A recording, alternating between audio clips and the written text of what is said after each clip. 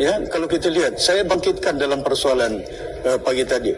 Tidak ada langsung yang dinyatakan mereka telah menoktakan miskin tegar, miskin di Sabah ini. Ya, dengan membagi RM300 setiap bulan. Ataupun dari segi penyediaan rumah mungkin hanya berapa puluh saja rumah yang ada. Banyak miskin yang tegar di situ. Kalau kita menggunakan konsep, contohnya pembangunan yang ada di mana melibatkan masyarakat luar bandar yang tidak punya ilmu, yang tidak punya latihan, kemahiran, tapi dilibatkan. Saya bagi contoh di Tawau ini. Dan mereka ini mendapat sedikit sebanyak dianggarkan 4,000 ataupun 3,000 sebulan. Dan ini merupakan satu langkah yang harus duit yang berbilion yang ada digunakan sebaik mungkin untuk memberi manfaat. Bukan hanya mereka mempunyai peluang pekerjaan, bahkan juga dari segi sumber alam yang ada dapat kita manfaatkan. Ya. Jadi saya bila mendengar dalam pembentangan ini tidak ada langkah yang konkret jangka panjang. Ini mungkin jangka pendek saja. Ya, bagi bantuan alhamdulillah.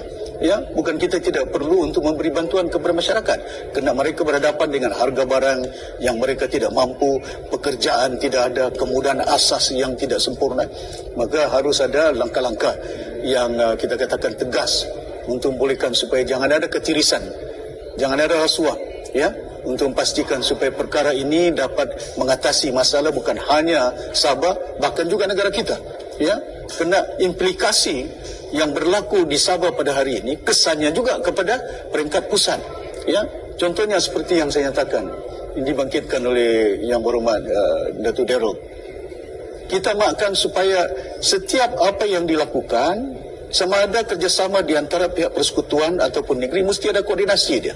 Ya, contohnya dari segi peruntukan dimanfaatkan oleh Sabah. Dan saya juga bangkitkan tentang dari segi keadaan Laut Cina Selatan. Ya.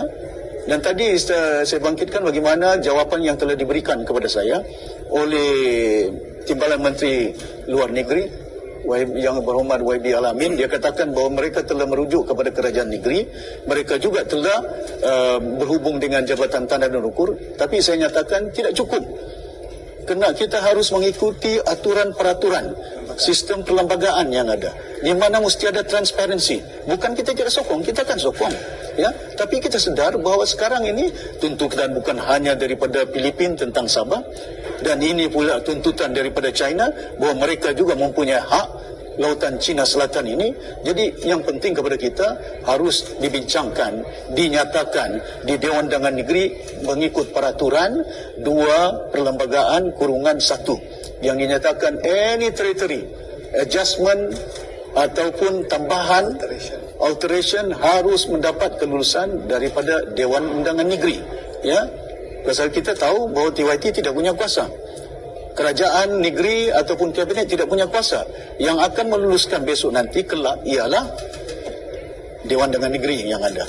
Dan bukan kita tidak boleh bantu, kita boleh bantu. Cuma kita nakkan supaya transparency is there.